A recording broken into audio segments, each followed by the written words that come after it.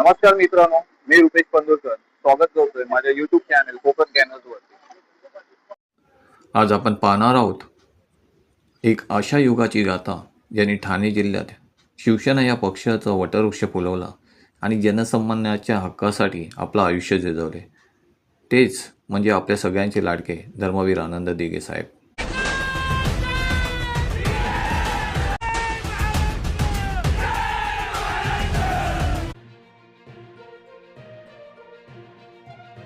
दिघे साहेबांचा जन्म 27 जानेवारी 1951 रोजी ठाण्यात झाला. त्यांचे कुटुंब सर्वसामान्य होते आणि त्यांच्या रक्तातच जनसामान्याच्या बद्दल प्रचंड आदर होता आणि अन्यायाविरुद्ध लढण्याचे एक वेगळी जिद्द होती. हिंदू हृदय सम्राट बाळासाहेब ठाकरे यांच्या ओतवत्या वाणीने आणि हिंदुत्वाच्या विचाराने महाराष्ट्र पेटून उठला होता. बाळासाहेबांच्या विचारांनी प्रेरित होऊन ठाण्यात एक तरुण उभा राहिला. त्यांचं नाव होतं आनंद चिंतामणी दिघे. 1970 ते 80च्या दशकात ठाण्यात काँग्रेसचा मोठा बालेकिल्ला होता. याच काळात बाळासाहेबांच्या सभा व्हायच्या आणि या सभांना बाळासाहेबांनी प्रखर मराठी आणि हिंदुत्वाच्या विचारसरणीची तोड दिली होती. बाळासाहेबांच्या विचारांनी दिघेसाहेब एवढे प्रभावित झाले होते की त्यांनी स्वतःला शिवसेनेच्या कार्यात झोकून दिले होते. त्यांचं हे प्रभावशाली आणि संघटित काम पाहून बाळासाहेबांनी त्यांना ठाणे जिल्हाप्रमुख हे पद दिलं. पक्ष वाढवायचा तर हक्काची एक जागा हवी. 1968च्या सुमारास दिघेसाहेबांनी टेंबी नाक्याजवळ 150 रुपये महिन्याने एक भाड्याने जागा घेतली. सुरुवातीला याला आनंद मठ असे म्हटले जायचे आणि नंतर त्याचे नाव आनंद आश्रम असे पडले.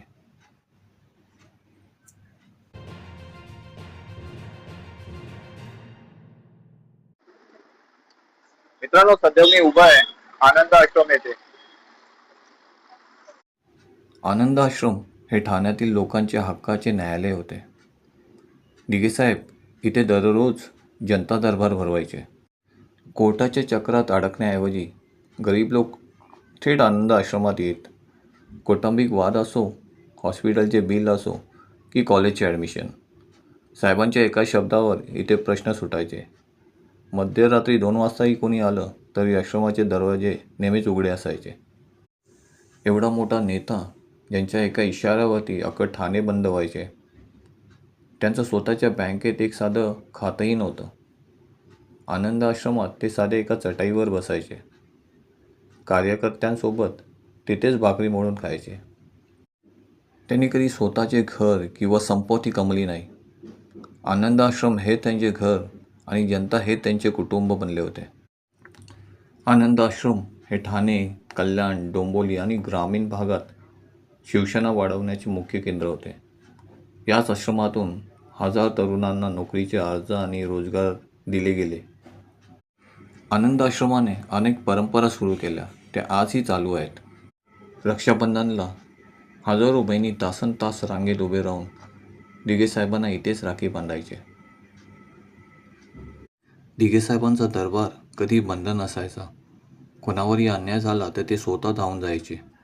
त्यांनी कार्यकर्त्यांना नेते नाही तर समाजसेवक म्हणून घडवलं.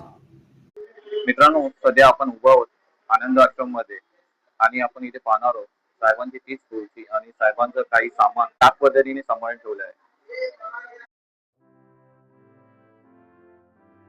दिघेसाहेबांच्या ताफ्यात तयार झालेले सर्वात मोठे उदाहरण म्हणजे महाराष्ट्राचे माजी मुख्यमंत्री एकनाथ शिंदे.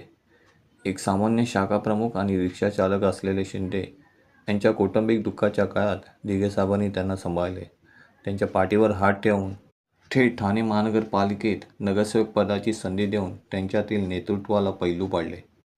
केवळ एकनाथ शिंदेच नाही तर माजी खासदार राजन विचारे, दिवंगत नेते अनंत तरे, आमदार रवींद्र फाटक, ज्येष्ठ नेते रमेश वैती असे अनेक खंबीर नेते दिघेसाहेबांच्या तालमीत तयार झाले.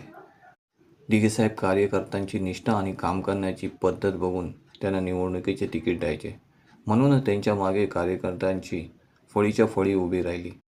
आणि ह्याच एका कारणामुळे ठाणे महानगरपालिकेवर आजही भगवा झेंडा मानाने फडकतोय. दिघेसाहेबांनी ठाण्यात नवरात्रोत्सव, गणेशोत्सव आणि दहीहंडी मोठ्या प्रमाणात सुरू केली होती. त्यांचा असा विश्वास होता की धार्मिक उत्सव हे समाजाला एकत्र आणण्याचे माध्यम आहेत. ठाण्यात आज ही दिघे साहेबांची हंडी ही मानाची हंडी म्हणून ओळखली जाते. नवरात्र उत्सवात दिघे साहेबांचं एक वेगळंच रूप पाहावयास भेटायचं. पूर्वी बाळासाहेब आणि मासाहेब आणि आत्ता उद्धवसाहेब आणि रश्मीवहिनी हे नवरात्र उत्सवात आपली उपस्थिती नेहमीच दाखवतात आणि देवीचं दर्शन घेतात. दिघेसाहेब आणि ठाकरे परिवार यांचं एक वेगळंच नातं होतं. धर्माच्या आणि सर्वसामान्य माणसांचे रक्षण करणारा वीर म्हणूनच ठाणेकरांनी त्यांना धर्मवीर असं संबोधलं. दिघेसाहेबांच्या वाढदिवसानिमित्त क्रिकेट किटचं वाटप आनंद आश्रमात होत असत आणि त्यावेळी मी आणि माझे मित्र ते घेण्यासाठी गेलो.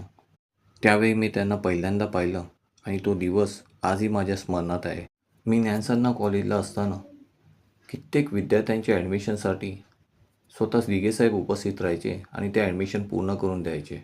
हे मी माझ्या डोळ्यांनी पाहिलं होतं. माझ्या आयुष्यात मी पाहिलेला सगळ्यात मोठा पहिला नेता हे दिघेसाहेबच होते. 19 ऑगस्टच्या पहाटे साहेब त्यांच्या गाडीतून प्रवास करत होते. त्यांची गाडी जेव्हा ठाण्यातील वंदना टॉकीजच्या एस.टी बस स्टॉपजवळ परिसरात आली तेव्हा समोरून येणाऱ्या एक राज्य परिवहन मंडळाच्या आशियाड बससोबत त्यांच्या गाडीचा भीषण अपघात झाला. या धडकेत साहेबांच्या पायाला आणि डोक्याला गंभीर दुखापत झाली. अपघातानंतर साहेबांना तत्काळ ठाण्याच्या सुनीतादेवी सिंघानिया रुग्णालयात दाखल करण्यात आलं.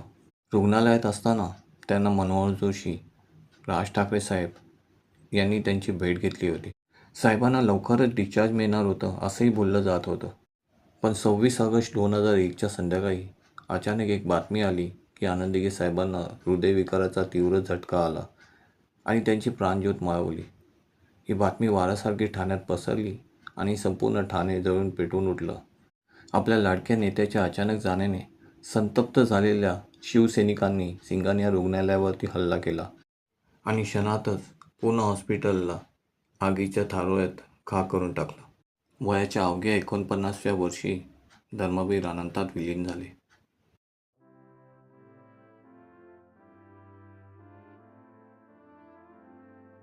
मित्रांनो, 26 ऑगस्ट दिवशी दिघे साहेबांना जाऊन 25 वर्ष होणार आहेत. त्यांच्या आठवणींना उजाळा देणारा हा आमचा व्हिडिओ त्यांच्या पुण्यतिथी विशेष आहे.